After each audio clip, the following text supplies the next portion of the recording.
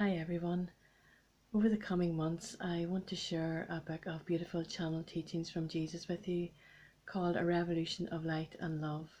Find joy, peace and love by living as your true self.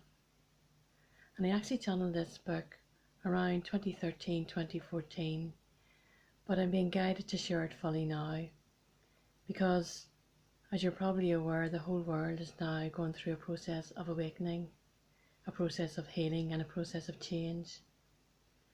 And I know what that feels like because I've been there in my own personal life. As many of you know, I had 2 heart attacks when I was 43, and my whole life came crashing to the ground. And just like the pandemic now, it was unthinkable to me that this would happen. Suddenly everything I knew was taken away and I had to find a new way of living. And when I was in the hospital, I had a few miraculous experiences. The first was when I was being wheeled down to the theatre during my 2nd heart attack. I knew it was serious, I knew I could die. And I was being wheeled down the corridor in the trolley. I just had this utter knowing spread through me that if I had enough of the pain of this life, if I wanted to move on, I could simply close my eyes and go on somewhere else. That my body would die, but that I would go on somewhere else in some other form. And I just knew this with every level of my being. I just knew this as a total truth. And I knew if I chose that, it would be as peaceful as closing my eyes and drifting to sleep. I knew I'd be returning to some beautiful place.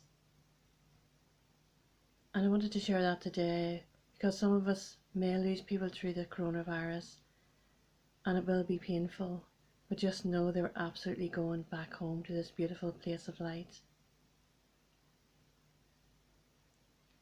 The other miraculous thing that happened to me in hospital was I was lying after dinner one day after my lunch and just lying on my side, and I was in a room of my own and I heard 3 voices whispering behind me, and then somebody said my name, said Deirdre, and poked me in the side.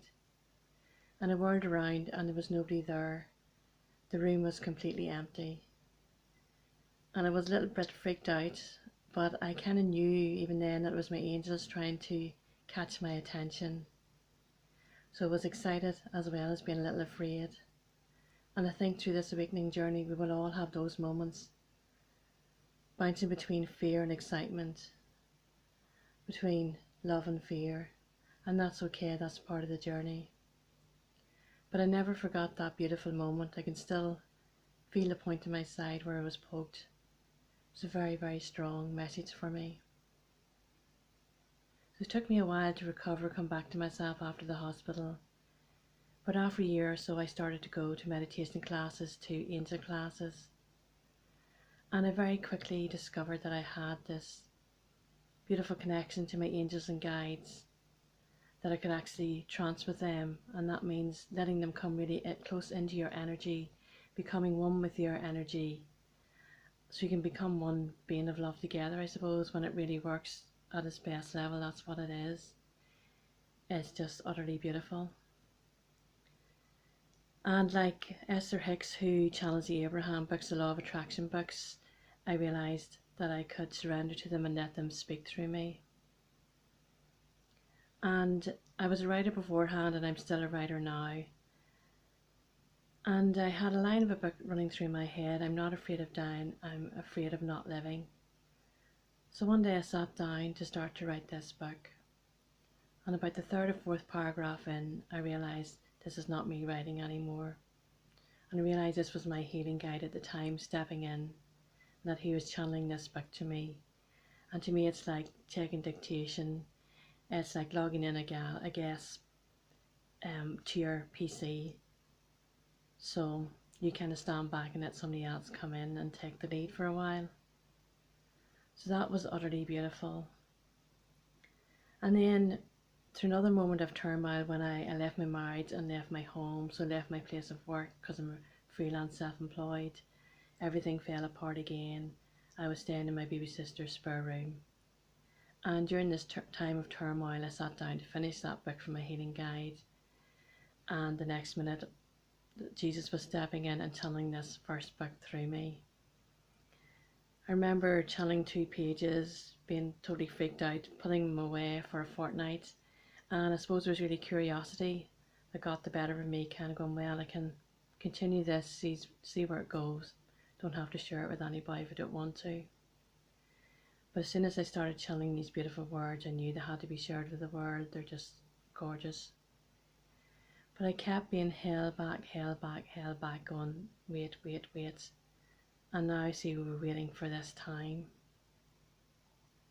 Because the whole world now would be awakening. The whole world now would be growing and changing. And the whole world would be looking for guidance in that change.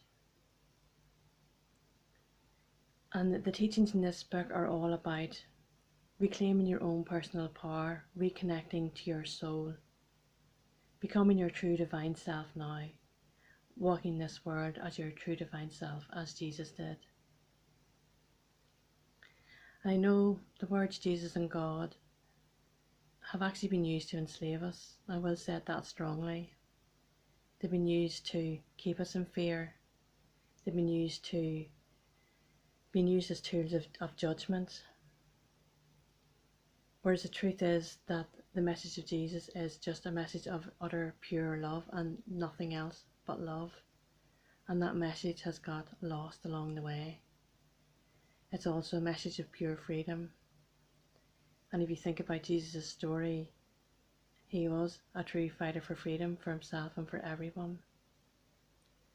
And what he's shown me is that when he said, follow in my footsteps, he didn't mean follow me, worship me. He meant follow in my footsteps, live the life I have lived.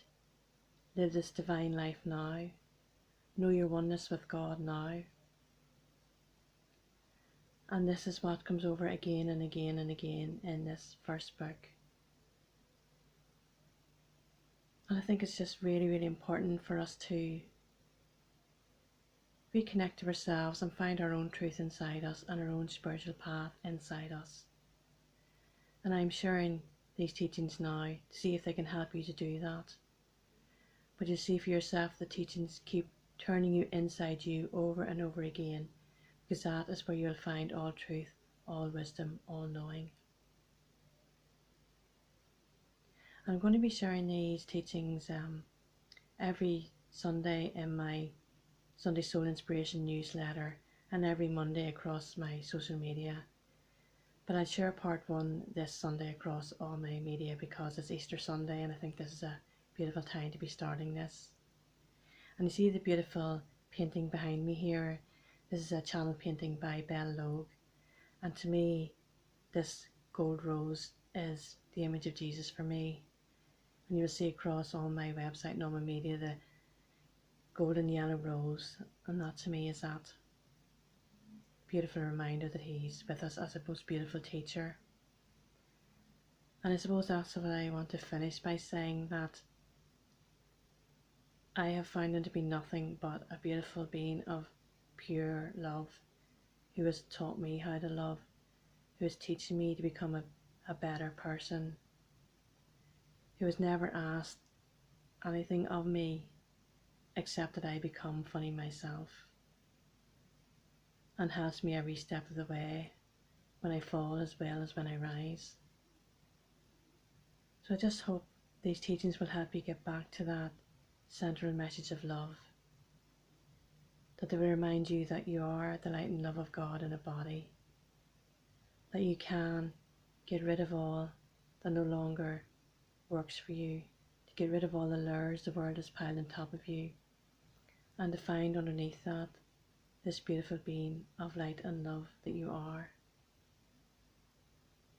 And I think it's a beautiful title for the book, A Revolution of Light and Love, because the world is now undergoing this beautiful revolution, this gentle revolution, this inner revolution.